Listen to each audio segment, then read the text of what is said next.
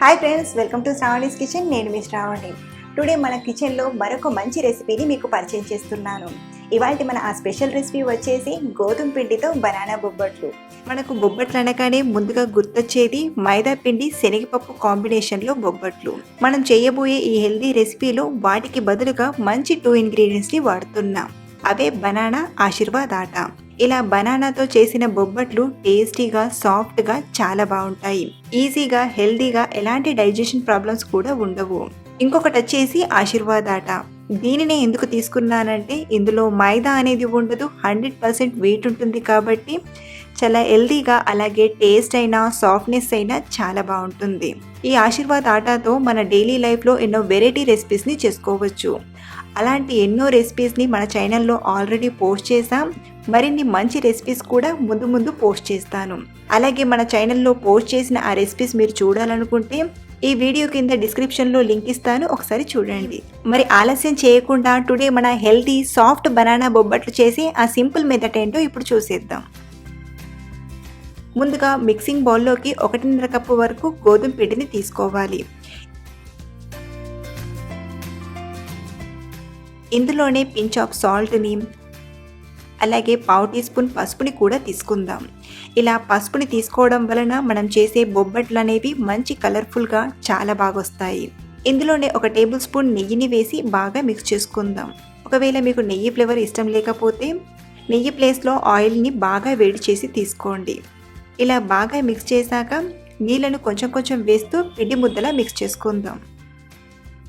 చూడండి, మనం ఆశీర్వాద్ ఆటను తీసుకున్నాం కదా, ఇది నీళ్ళను చాలా మంచిగా అబ్జర్వ్ చేసుకుంటుంది. అలాగే ఈజీగా మనం పిండిని మిక్స్ చేసుకోవచ్చు.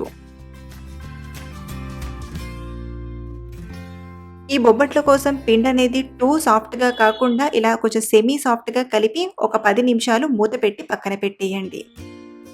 ఇప్పుడు మరో పక్కన మిక్సర్ జార్లోకి 9-10 జీడిపప్పు పలుకుల్ని, అలాగే 9-10 బాదం పలుకుల్ని, ఫ్లేవర్ కోసం ఒక 4 యాలక్కులను వేసి మెత్తగా గ్రైండ్ చేయండి.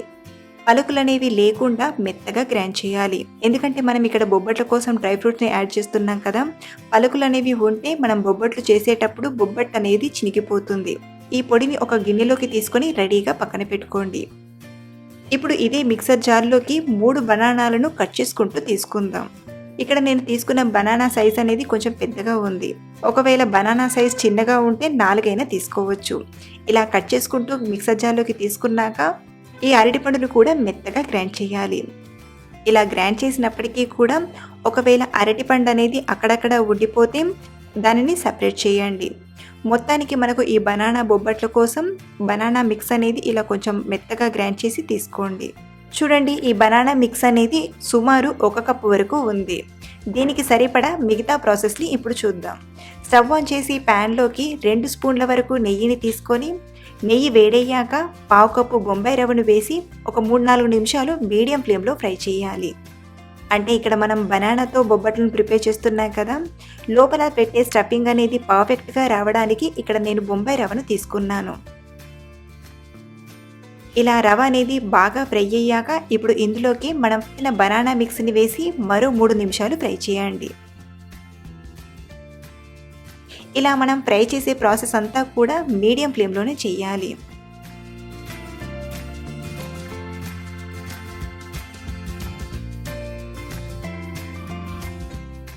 మూడు నిమిషాల తర్వాత ఇందులోకి ఒక 1/2 కప్పు వరకు బెల్లం తురుముని వేసి మిక్స్ చేసుకుందాం. ఇక్కడ నేను తీసుకున్న 1/2 కప్పు బెల్లం అనేది కరెక్ట్గా సరిపోతుంది. ఇన్ కేస్ మీరు స్వీట్ ఎక్కువగా తినేవారైతే మరో 1-2 టీ స్పూన్ల వరకు బెల్లాన్ని తీసుకోవచ్చు.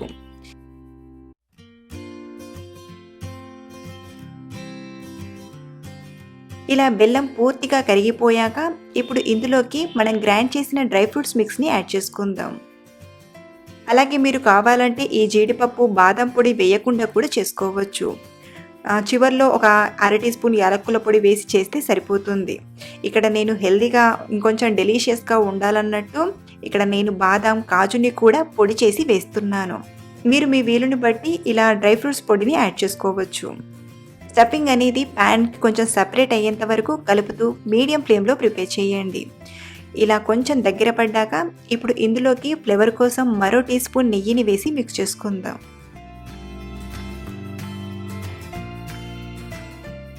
అలాగే మనకు స్టఫింగ్ అనేది కొంచెం కలర్ఫుల్గా కనబడటానికి ఇక్కడ నేను ఒక పావు టీ స్పూన్ పసుపుని యాడ్ చేస్తున్నాను. ఇలా పసుపు వేయడం వలన మనం చేసే స్టఫింగ్ అనేది మంచి కలర్ఫుల్గా రెడీ అవ్వడమే కాదు, టేస్ట్లో ఎలాంటి మార్పు అనేది ఉండదు. అలాగే మనం చేసే బొబ్బట్లు కూడా పర్ఫెక్ట్గా మనం శనగపప్పుతో చేసే బొబ్బట్లలానే మంచి కలర్ఫుల్గా రెడీ అవుతాయి. ఇలా బాగా మిక్స్ చేసి ఈ కన్సిస్టెన్సీలో స్టఫింగ్ అనేది రెడీ అయ్యాక వెంటనే స్టవ్ ఆఫ్ చేసేసి ఈ స్టఫింగ్ని ఒక ప్లేట్లోకి తీసుకుందాం. చూడండి, మనం చేసిన బనానా స్టఫింగ్ అనేది ఎంత యమ్మీగా పర్ఫెక్ట్గా వచ్చిందో. ఇలా తయారు చేసిన స్టఫింగ్ని పక్కన పెట్టేసి మనం కలిపి పెట్టిన పిండిని తీసుకొని మరోసారి బాగా మిక్స్ చేయండి. ఇలా ఒకసారి బాగా కలిపాక చిన్న నిమ్మకాయ సైజ్ అంత పిండిని తీసుకొని చేతులతోనే ఇలా ఒత్తుతూ గిన్నె షేప్లో చేసుకుందాం.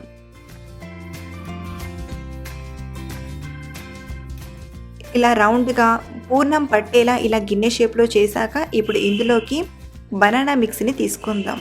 మనం ఎంతైతే గోధుమ పిండి మిక్స్ని తీసుకున్నామో అదే సైజులో పూర్ణాన్ని కూడా తీసుకొని పూర్ణం ఎక్కడ కూడా బయటికి రాకుండా చక్కగా క్లోజ్ చేయండి. ఇలా ఒకసారి క్లోజ్ చేశాక చేతి వేళ్ళతో ఒత్తుతూ లోపల ఉన్న పూర్ణం అనేది స్ప్రెడ్ అయ్యేలా ఇలా కొంచెం స్ప్రెడ్ చేయాలి. ఇప్పుడు దీన్ని పొడి గోధుమ పిండిలో డిప్ చేసి రోల్ చేసుకుందాం. రోలింగ్ ప్రాసెస్ అనేది మరీ ఎక్కువ హార్డ్గా కాకుండా స్లోగా రోల్ చేయండి. మీరు కావాలంటే మనం మైదా పిండితో చేసిన బొబ్బట్లలానే నెయ్యిని అప్లై చేసుకుంటూ బొబ్బట్టులా చేసుకోవచ్చు. అంటే ఇలా పొడి పిండి పెట్టకుండా నెయ్యి పెడుతూ బొబ్బట్లలా కూడా చేసుకోవచ్చు. ఇక్కడ నేనైతే రోలర్తో రోల్ చేస్తూ చేస్తున్నాను. చూడండి, ఇలా పలచగా బొబ్బట్టును చేశాక పైన పొడి పిండిని అప్లై చేశాం కదా, కొంచెం గోధుమ పిండిని చేతితో దులిపేసి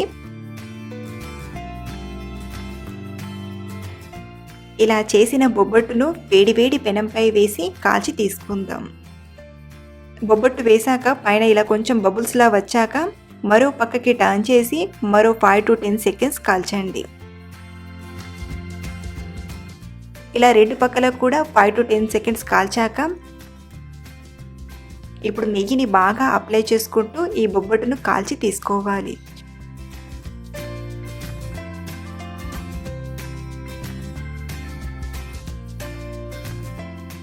చూడండి, మనం గోధుమ పిండితో చేసినప్పటికీ కూడా బొబ్బట్టు అనేది ఎంత చక్కగా పొంగుతుందో.